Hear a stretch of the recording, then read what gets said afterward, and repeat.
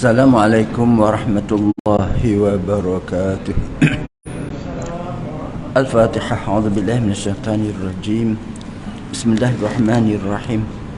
Alhamdulillahi rabbil alamin. Ar-Rahmanir Rahim. Maliki yaumiddin. Iyyaka na'budu wa iyyaka nasta'in. Ihdinas siratal mustaqim. Siratal ladzina an'amta 'alaihim ghairil maghdubi 'alaihim waladdallin. Amin. Alhamdulillah rabbil alamin wassalatu wassalamu ala sayyidina Muhammadin wa ala alihi wa ashabihi ajma'in. Subhanaka la ilma lana illa ma 'allamtana innaka antal alimul hakim. Rabbi shrah li sadri wa yassir li amri wahlul 'uqdatam min lisani yafqahu qawli. Alhamdulillah, tuan-tuan sekalian, kalau kita tak datang pasal hujan, dapat bala tak? Dapat. Dengan syarat kalau tak hujan kita datang, bila hujan tak datang, itu halangan. Halangan itu sesuatu yang tak boleh elak lah. Sebab kita akan datang tapi dah hujan tak boleh datang, tersekat sebab hujan. Allah masih lagi bagi pahala kat kita sebab kita biasa datang. Ini hujan tak datang, masya-Allah. Baik, kita sambung tajuk tentang keadaan di akhirat besok. Tuan-tuan sekalian, satu hari ada orang daripada Iraq datang ke Madinah, jumpa dengan Imam Maliki. Dia buat 40 soalan. Nak tanya Imam Maliki, Imam Maliki jawab 2 aja. 40 soalan, Imam Maliki jawab 2 aja. Orang tu macam nak marah lah, tapi apa nak buat kan. Kata Imam Maliki, aku tak tahu yang lain tu. Aku tak mau jawab sebab aku tak tahu. Yang 2 tu aku tahu dan aku jawab lah. Dan kata Imam Maliki, kau pergilah setiap lorong di Madinah, cakap dengan semua orang, kata Imam Malik tak ada ilmu, tak cerdik. Aku tak marah. Tak marah. Tuan-tuan sekalian, saya cerita bukan apa. Ustaz ni pun kadang-kadang dia tak boleh jawab soalan. Biarkanlah, tak boleh jawab, tanya orang lain. Baik. Dan banyak persoalan tu tuan-tuan sekalian, persoalan tentang alam ghaib, tentang mati, azab kubur, keadaan neraka, syurga dan sebagainya. Contoh, tuan-tuan sekalian, saya sebut dulu, saya sebut sebelum ni. Setiap orang akan masuk syurga kecuali mereka yang tak mau. Mereka tak mau tu apa? Rasulullah, dia orang tak mau syurga ke Rasulullah? Orang tak ikut ajaran aku, dia tak mau syurga lah. Persoalan saya adalah, ajaran Nabi tu berapa banyak? Kita tak belajar semua. Jadi kita harapkan semoga Allah mengampunkan dosa kita, sebab kita memang nak jadi orang alim tapi tak sempat. Contoh tuan-tuan sekalian, masa saya kecil-kecil dulu, duduk di kampung di Kelantan, bila kat nak maghrib tu, dia panggil anak-anak termasuk dalam rumah. Tuan-tuan ibu sekalian, ini bukan adat, ada hadis Nabi. Nabi sebut satu hadis, bila waktu senja datang, suruh anak-anak kamu masuk dalam rumah, tutup pintu dan tingkap, sebab syaitan berkeliaran di halaman rumah waktu senja. Senja ni agak setengah jam sebelum maghrib lah. Lepas maghrib buka balik tingkap, tak apa. Jadi contoh, bukan semua ilmu kita tahu. Ilmu tak mungkin tuan dengar kali pertama malam ni. Bila waktu senja, jangan merayap tidak menentu masuk rumah, tutup pintu dan tingkap. Satu. Tuan-tuan sekalian, nak sebutkan supaya benda-benda begini kita kena rasa sungguh-sungguh apa nak kata, sungguh-sungguh sedih sebab banyak ilmu yang kita tak tahu. Baik. Contoh tuan-tuan sekalian, tidak bergerak tapak kaki anak Adam di padang mahsyar sehingga tanya 4 perkara. Masya Allah. Pertama, sihat badan. dihabiskan ke mana sihat badan masa muda-muda, masya-Allah. Kedua, nak sebutkan masa habis waktu muda dihabiskan ke mana. Sihat badan satu, masa muda dihabis ke mana. Ketiga, ilmu amal ke tidak. Keempat ialah harta dari mana dapat, ke mana belanjakan. Panjang agenda akhirat besok, masya-Allah tuan-tuan. Semakin kaya orang tu semakin banyak problem tentang kekayaan dia. Baik ilmu tu. Allah nak tanya ilmu kamu amal ke ataupun tidak. Baik tuan-tuan sekalian, ilmu ni ada masa semacam ilmu tu macam-macam wajib. Tapi ada orang tak amalkan. Contoh Nabi kata apa? Simpan janggut dan pendekkan misai. Simpan janggut dan pendekkan misai. Bunyi itu macam mandatori, macam wajib simpan janggut ni. Tapi seingat saya, Datuk Dr. Harundin dengan abang dia Abu Hassan Din tak ada janggut, tak ada misai. Itu apa cerita? Baik, di Mesir tuan-tuan tak boleh pakai janggut. Sebab janggut ni merupakan amal, simpan janggut amalan ikhwan muslimin. Diharamkan di Mesir, muslimin gerakan Islam ketika itu. Jadi tak pakai janggut lah. Di Saudi, pelajar-pelajar yang tak ada janggut tak boleh belajar dekat Saudi. Jadi kita nak tahu mana satu wajib, mana satu sunat.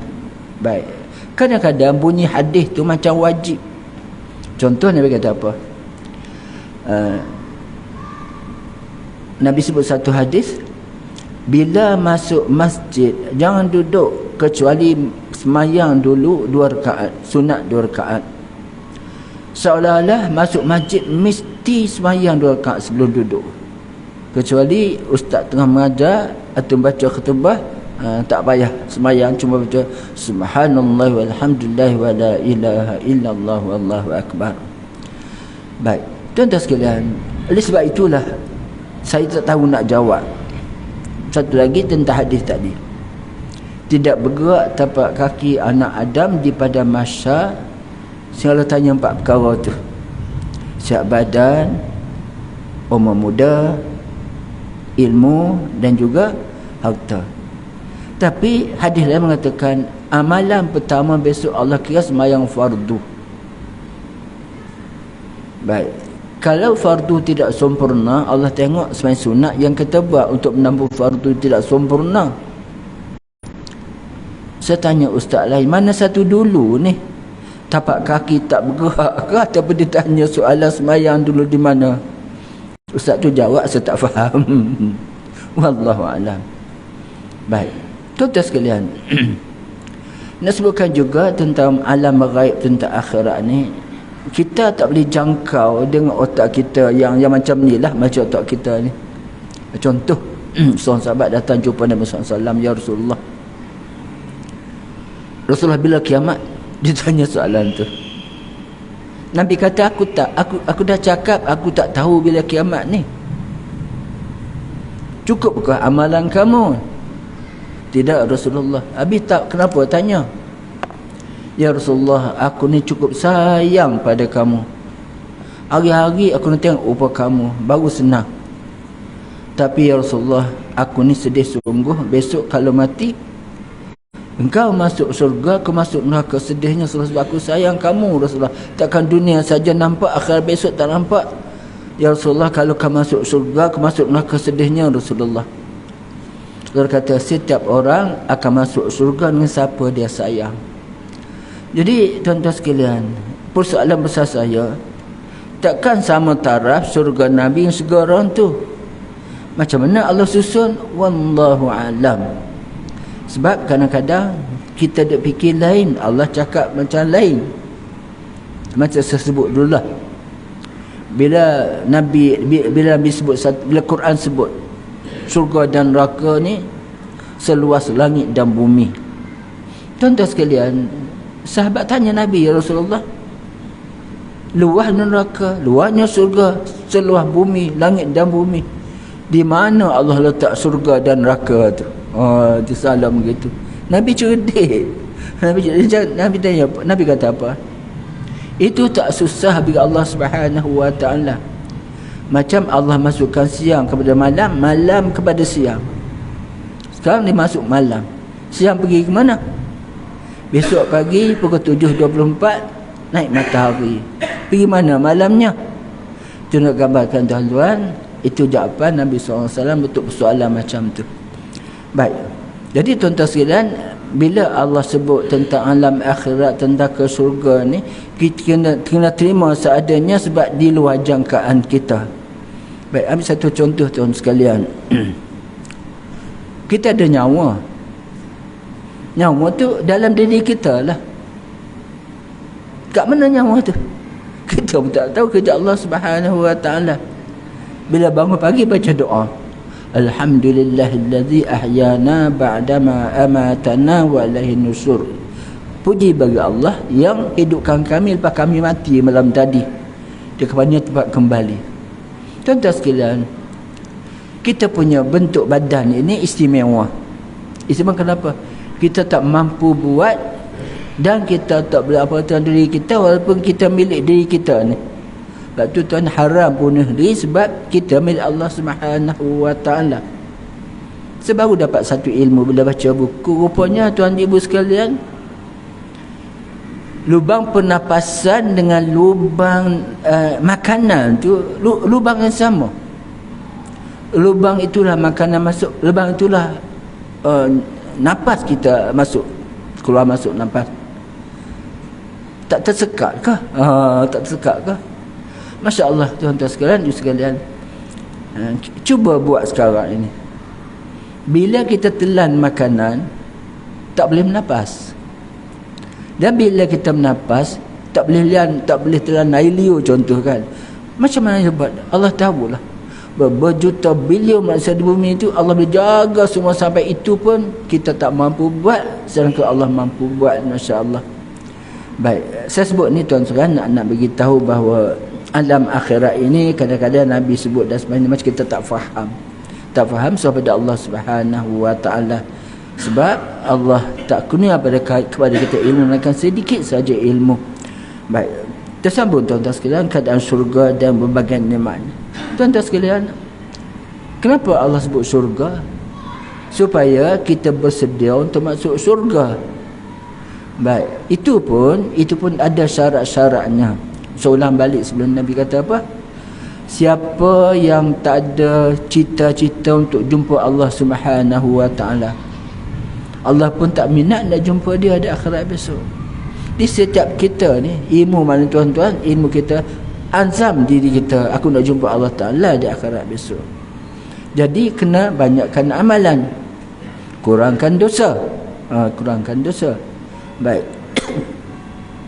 Yang satu lagi tadi macam mana? Semua akan masuk syurga kecuali orang tak mau. Siapa tak mau tu? Tak ikut ajaran Nabi. Saya sebut tadi tuan-tuan, ajaran ini banyak. Cuma nak sebutkan tuan-tuan sekalian, ada satu peristiwa, ada orang tu dia makan dengan tangan kiri. Makan tangan kiri. Dia marah dia. Makan tangan kanan dah, makan kiri tu syaitan. Rasulullah, tangan aku kidal, Rasulullah kanan tak boleh guna. Nabi ketuk tangan dia tu. Ketuk tangan dia, akhirnya terkulai. Dia makan tangan kanan. Kenapa tadi tak boleh, sekarang dah boleh? Dia tangan ni Nabi dia ketuk, jadi tak boleh guna pakai tangan kanan. Dan kisah seperti ini saya nampak besarnya dosa bila makan tangan kiri. Sampai Nabi ketuk tangan orang tu. Masya Allah. Baik, itu satu contoh supaya kita ni ingat apa ajaran Nabi untuk kita ikut dan sebagainya. Sebab tu senasihat ginilah tuan-tuan sekalian, baca doa selalu lepas sembahyang dan bahasa kita lah, ya Allah Tuhanku, jadikan aku hamba-Mu yang selalu ikut ajaran Rasul-Mu, ya Allah. Jadikan aku sentiasa ikut ajaran Rasul-Mu. Jadi kalau kita lupa, tak tahu, tak ingat, tak belajar, mudah-mudahan Allah ampun dosa kita. Sebab kita bukan nak tinggalkan ajaran Nabi, cuma kita tak sampai lagi ilmu tu pada kita. Masya Allah. Baik. Ketahuilah bahawa perumahan yang sudah engkau maklumi betapa besar kesengsaraan dan kesukarannya itu, di sampingnya ada pula suatu perumahan yang lain yang luar biasa kenikmatan dan kesenangannya. Apa perumahan ni? Ya, surga neraka macam rumah lah tuan-tuan. Dalam surga tu ada rumah dalam rumah. Apa cerita? Ada satu hadis tuan-tuan, Nabi kata apa? Bila seorang anak meninggal dunia, anak kecil, belum balik, maka untuk anak seperti ini syarat mak dan ayahnya redha dengan anak itu yang mati kecil. Tidak sangka buruk Allah Ta'ala, nak ketuk kepala ding sebab kecewa. Sebab kenapa mati anak kecil, mengandung 9 bulan punya teruk, mutah-mutah, dapat anak mati, Masya Allah. Jangan. Maka Nabi kata, siapa yang ada anak kecil meninggal dunia, mak dan ayahnya redha, Allah sediakan untuk anak itu satu rumah dalam surga, namanya Baitul Hamdi, rumah kepujian. Masya Allah, surga dah hebat dah. Ada rumah lain, dia ada autonomi tersendiri tu anak kecil tu. Dan tuan-tuan, anak ni besok di akhirat akan dia keluar dari pintu masa cari mak dan ayah dia. Lepas tu tuan-tuan, bila anak tu dah bersifat, bagi nama. Yang bagi nama sebab dia nak cari kita. Kalau dia nama senang dia cari siapa ni, Hamidi ataupun Abdul Rahim dan sebagainya itu. Cuma dengan syarat tuan-tuan sekalian, kita pun adalah asas amalan. Jangan pula tak semayang, besok nak anak-anak ambil kita masuk syurga, pergilah. Tak jadi begitu. Kerana modal segi amalan kita baik. Jadi nak sebutkan tuan-tuan, di samping kita berdepan dengan kesusahan di akhirat besok, tuan-tuan sekalian, Allah sediakan nikmat iaitu syurga. Baik. Maksud tuan-tuan sekalian, seseorang yang dijauhkan dari neraka tentu dapat memasuki perumahan yang baharu, yang bahagia ini, kerana itu balasan untuk orang yang baik. Kecuali beberapa orang yang ditentukan seperti orang-orang yang berdiam di Araf, mereka ini tidak di surga dan tidak di neraka. Tuan, ada surah Araf. Saya tak faham kenapa jadi begitu. Orang yang tak dapat masuk surga, tak dapat masuk neraka, dia duduk dekat Araf. Araf ni di tengah-tengah antara. Saya tak pasti sampai bila jadi begitu. Kedua tuan-tuan sekalian, bagi saya tak mungkin orang tu sama banyak pahala dan dosa. Sebab tuan-tuan, dalam hidup kita ni ada keutamaan tertentu yang mungkin Allah ambil kira. Contoh Nabi sebut satu hadis, orang yang paling baik ialah orang yang paling baik sesama manusia. Kalau besok ada orang tu semayang pun tak sempurna, tapi dia baik dengan jiran tetangga, dan takkan itu Allah tidak kira. Baik. Kedua, orang beriman yang sempurna imannya, lidah dan tangannya tak menyusahkan orang lain. Itu satu hal. Jadi Al-A'raf ni kena cek balik tafsir. Macam mana orang jadi begitu, tak syurga dan tak neraka. Kedua, sampai bila jadi begitu. Ketika tak kriteria dia macam mana jadi tak dapat syurga dan tak masuk neraka. Masya Allah. Baik, mereka ini tidak syurga dan tidak di neraka. Benar, perumahan yang penuh kebahagiaan itu ialah syurga. Baik, tuan-tuan sekalian, saya nak sebutkan ada amalan-amalan yang memang Nabi sediakan untuk kita masuk syurga. Terlalu banyak. Cumanya tuan-tuan sekalian, pastikan kita buat istiqamah. Kedua, pastikan amalan kita tak bocor. Baik. Contoh, tuan-tuan, ada satu hari Nabi bagi tahu isteri dia, Ummu Habibah. Dia kata, siapa yang sembahyang sunat qabliyah dan ba'diyah zuhur, dua rakaat atau 4 rakaat terus sebelum zuhur, dan lepas zuhur 4 rakaat, sebelum 4, selepas 4, Allah haramkan dia masuk neraka. Kata Ummu Habibah, bila Nabi cakap itu aku tak tinggalkan amalan-amalan ini. Senang tak? Senang, tapi kena istiqamah lah. Baik. Yang kedua, tuan-tuan sekalian, 2-3 hari lepas saya sempat dengar kuliah di tempat saya disampaikan oleh Ustaz Ali Gaddafi anak kepada Ustaz Tunggul Wahidin. Dia kata apa? Dia kata kita ni bila Nabi kata bila kita mati amalan kita putus kecuali 3 perkara, pastikan kita buat. Antaranya dia kata apa? Nabi kata apa? Bila mati anak Adam putus amalan kecuali 3 perkara. Pertama, sedekah jariah. Kedua, ilmu yang bermanfaat. Ketiga, anak soleh yang mendoakan. Baik. Ustaz Ali Nabi sebut senang je. Dia kata apa? Cuba kita ajar pada anak kita, ajar pada isteri kita, keluarga kita, satu amalan yang Nabi kata apa? Ada 2 kalimah, ringan pada sebutan, berat pada timbangan. Ada 2 kalimah, ringan pada sebutan, berat pada timbangan. Apa benda tu? Subhanallah wa bihamdihi subhanallahil azim. Subhanallah wa bihamdihi subhanallahil azim. Maksud Allah dengan kepujiannya, maksud Allah dengan kebesarannya. Senang, tak patah lidah pun. Ringan pada sebutan, berat pada timbangan. Baik, ilmu yang bermanfaat. Bagi ilmu pada orang, ilmu tentang ni saja. Baik, agak berapa orang boleh amal? Kita sampai oh ni sampai pada ni sampai ni, akhirnya mungkin amal tu 50 orang, 50 pahala dapat kat kita sebab kita sampaikan ilmunya begitu, masya-Allah. Jadi itulah contoh, kalau kita faham cari pahala akhirat, benda tu memang ada pun, kecuali kita tak mau, kita tak belajar, kita tak faham, masya-Allah. Baik, tuan-tuan sekalian, mari dari itu perintahkanlah dirimu sendiri dan campakkanlah ia dengan ketakwaan supaya dapat memperoleh kerajaan yang maha besar ini. Maksud tuan-tuan, saya sebut dulu arwah Tok Guru Nik Aziz, dia kata apa? Siapa nak kahwin perempuan cantik, jangan sayang duit ribu-ribu, sebab perempuan cantik ni istimewa lah. Jangan sayang duit ribu-ribu. Kau nak surga yang cantik, jangan fikir soal letih, soal mengantuk, soal macam banyak kerja. Usaha semua untuk surga tu. Gitu. Baik.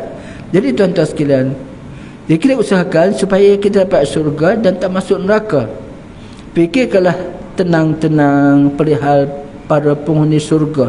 Alangkah gembiranya mereka itu.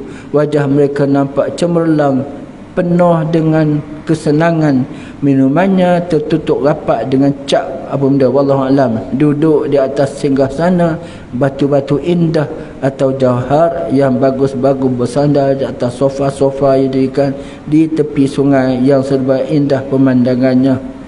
Tuan-tuan sekalian, kita cerita pada orang, ustaz cerita pada tuan-tuan sekalian, dengar je lah. Kau tak dengar pun kita tahu ini syurga. Nikmatnya tak terkira banyak. Cuma tuan-tuan dia sebutkan di akhirat besok dia ada buah rambutan, ada durian, ada mangga.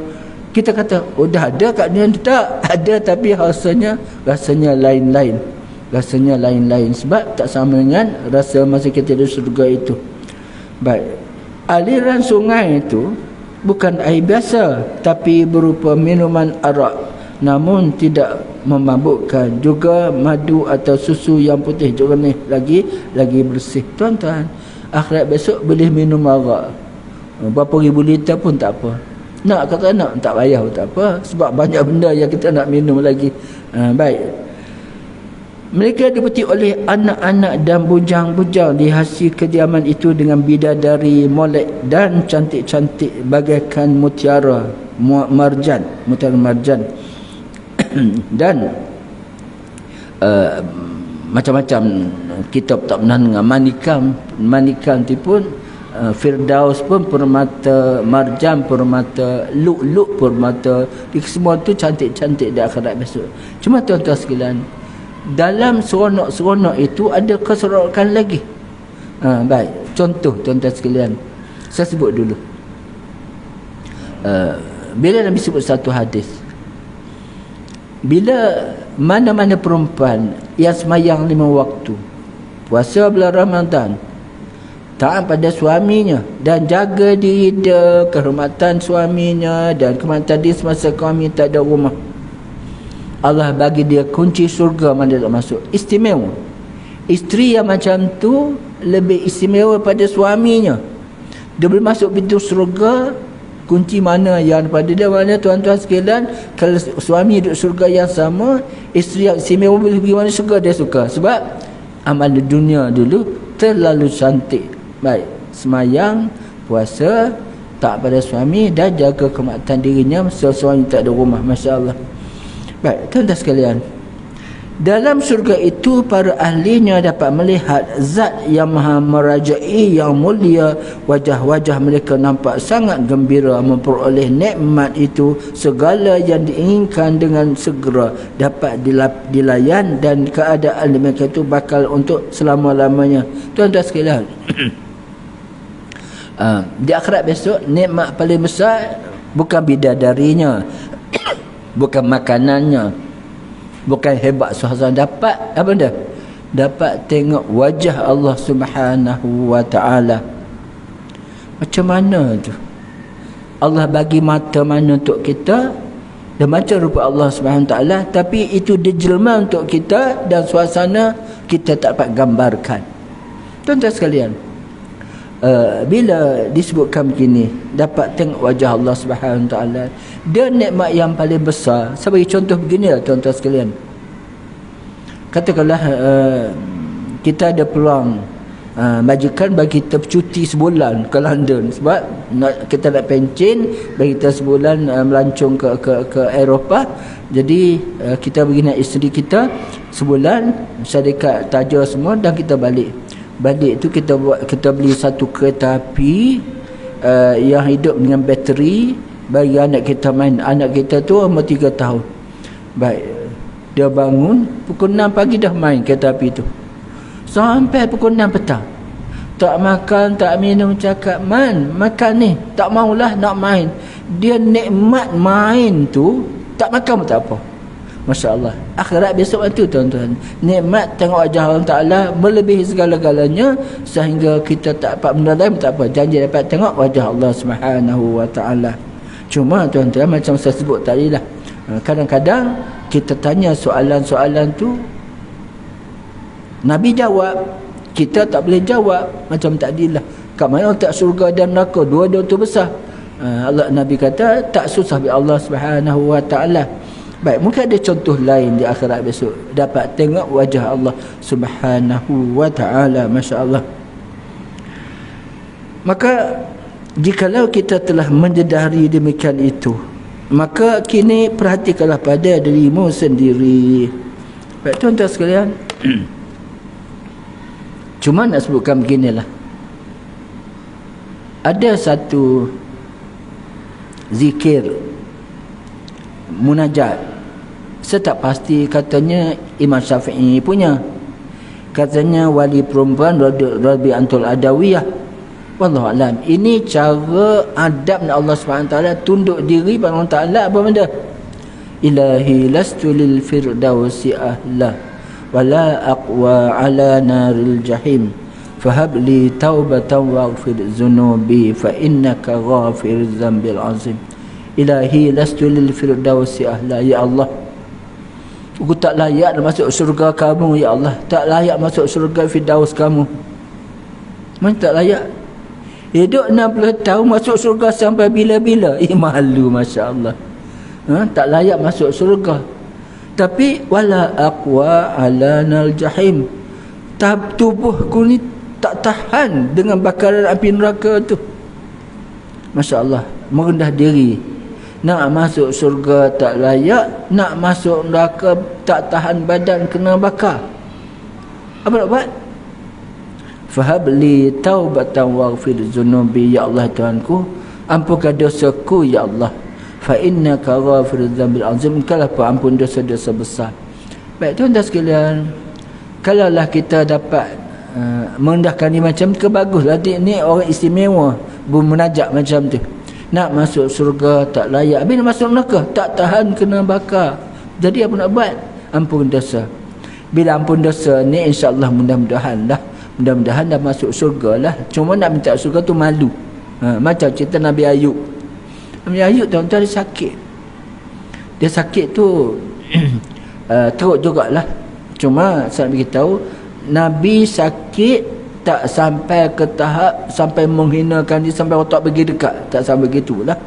Cuma dikatakan bila Ayub ni sakit, isteri bagi tahu, minta nak Allah supaya kamu sembuh, minta Allah supaya kamu sembuh. Kata Nabi Ayub, malulah, Allah bagi 40 tahun, bagi sakit sekejap takkan tak boleh sabar. Itu Nabi Ayub, bukan kita. Kita ni bila sakit makanlah ubat. Sebab nak ambil wuduk sejuk, nak pergi masjid surah tak boleh, mintalah sebab sihat badan untuk taat pada Allah Subhanahu Wa Taala. Kita tak sama dengan Nabi. Begitu. Baik. Tuan-tuan sekalian, kalau kita sedar tentang demikian itu, maka perhatikanlah pada diri kita sendiri, amalan kita. Cuma tuan-tuan sekalian, sebut awal tadi, pastikan amalan-amalan kita menepati piawaian Allah Subhanahu Wa Taala. Saya sebut selalu, tuan-tuan, kita baca setiap malam lepas Isya, tabarakallazi, ayat kedua tu Allah kata apa? Allazi khalaqal mauta wal hayata liyabluwakum ayyukum ahsanu amala. Allah jika mati hidup, Allah nak uji siapa antara kamu amalan paling baik. Bukan paling banyak, yang paling baik, baik dan banyak. Tapi mula-mula baik dulu. Baik macam mana? Ini kena ilmu, tuan-tuan, ibu sekalian. Baik ini dia buat kerana Allah Subhanahu Wa Taala. Ada cerita, tuan-tuan sekalian. Dalam keadaan kemuncak apa kita panggil di zaman Sayyidina Umar. Sayyidina Umar, tuan-tuan sekalian, ketika itu sahabat-sahabat ni yakin dengan Khalid bin Al-Walid jadi panglima perang. Baik, Khalid Al-Walid ni jadi panglima perang, dan orang yang tentera-tentera yakin tentang Khalid bin Al-Walid. Tapi Sayyidina Umar, khalifah ketika itu, dia fikir lain. Dia fikir bila rakyat ni meletakkan Khalid Al-Walid menentukan kalah dan menang, lupa Allah Ta'ala. Allah ya akan bagi menang tu Khalid Al-Walid. Maka Sayyidina Umar lucukkan jawatan Khalid, jadilah dia rakyat tentera biasa. Khalid bukan nak berontak, tidak. Dia kata, aku berjuang bukan kerana Umar, tapi kerana Allah Subhanahu Wa Taala. Mengikut kajiannya, tuan-tuan sekalian, Sayyidina Umar nak selamatkan akidah rakyat dan tentera ketika itu, yang bagi menang ni bukan Khalid tetapi Allah Subhanahu Wa Taala. Itu tugas pemerintah, memastikan rakyat ni sentiasa berada dalam dasar yang betul, jangan rosak akhlak, jangan rosak akidah mereka. Azan insya-Allah.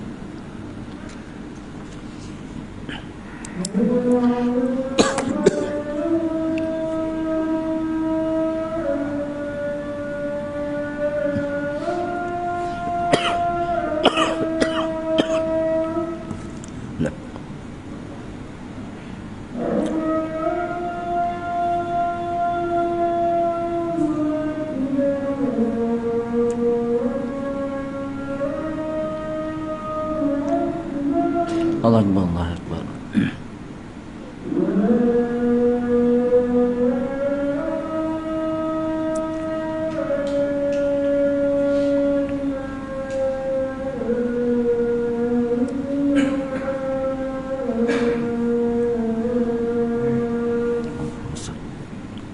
Allahumma rabb wassalat wasyarab.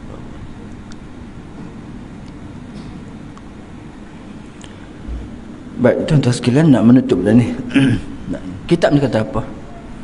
Beliknya manusia, dia tahu surga tu ada, kekal abadi, tapi masih tidak dapat mengawal diri dan seolah tak tahu jalan ke surga. Tuan-tuan, Allah sebut Suratul Kahfi, innal ladzina amanu wa amilus solihati kanat lahum jannatul firdausi nuzula. Sebenarnya orang beriman dan beramal soleh, dia akan masuk surga Firdaus sebagai tempat tinggal dia. Lepas itu syarat tu ajalah. Jadi nak jaga orang beriman amal soleh, tuan-tuan sekalian, bukan susah sangat. Kita ni manusia. Contoh, tuan-tuan sekalian, baik, katakanlah kita hidup dapat nikmat free, tak kena bayar, sihat badan, mata boleh tengok, telinga boleh dengar, boleh berjalan, malam kita tidur, kemudian Allah jaga nyawa kita, Masya Allah. Jadi kalau kita dapat tunaikan ibadat, sebenarnya Allah suruh kita, syukurlah aku jadi hamba yang taat pada Allah Subhanahu Wa Taala. Jadi dah dapat maklumat itu, kenapa nak tinggal sembahyang? Sebab tu tuan ada satu jenaka, Ustaz Pak Sari kata apa? Siapa tak wajib sembahyang? Tuan Haji Ramli, siapa tak wajib sembahyang? Orang gila. Orang gila tak wajib sembahyang. Jadi formula apa? Orang gila tak wajib sembahyang, orang tak sembahyang orang gila. Berat juga tu. Jadi jangan bawa cerita pada orang, marah dia pada ustaz, tapi realitinya begitulah. Dah tuan, kita ni siuman nak surga, buat terbaik dan ingat janji Allah Taala untuk masuk surga, cari amalan-amalan yang baik untuk masuk surga Allah Subhanahu Wa Taala. Wallahu a'lam. Tuan-tuan doakan saya besok sen operate mata sebelah kanan di Hospital Tunku Buah Rahimah. Dulu sebelah kiri, sebelah kanan pula tak. Sebab apa? Sebab dulu sebelah kiri tak sakit, nak buat lagi lah. Nasiblah dia tua-tua sihat ke tak sihat, wallahu a'lam. Saya punya harapan supaya dia lebih baik, boleh beli malam-malam bawa kereta untuk buat kuliah. Sekarang ni banyak tempat dibatalkan sebab tak boleh memandu malam. InsyaAllah doakan besok dia nak tukar kanta ke tukar selaput, wallahu tak faham sangat doktor punya peraturan, wallahu alam. A'udzubillahi minasyaitanir rajim. Bismillahirrahmanirrahim. Alhamdulillah hamdan yuafi ni'mahu yukafi'u mazidah. Ya Rabbana lakal hamdu kama yanbaghi li jalali wajhika wa 'azimi sultanik. Wassalatu wassalamu ala sayyidina Muhammadin wa ajma'in. Allahumma hdina siratal mustaqim, siratal ladzina an'amta 'alaihim minan nabiyyin was-siddiqin wasyuhada'i was-salihin. Allahumma aghnina bil 'ilmi wa zayyinna bil hilmi wa akrimna bit taqwa wa jamna bil afiyah. Rabbana atina fid dunya hasanah wa fil akhirati hasanatan wa qina adzabannar. Wa sallallahu ala sayyidina Muhammad wa ala alihi alhamdulillahirabbil alamin. Subhanallahi bihamdihi subhanakallahumma wa bihamdika asyhadu an la ilaha illa anta astaghfiruka. Bismillahirrahmanirrahim. Al-'asr innal insana fi khusrin illa alladhina amanu wa salihat wa tawassaw bil haqq wa tawassaw bis sabr. Sadaqallahul azim. Assalamualaikum warahmatullahi. Sempat buat qabilah insya-Allah.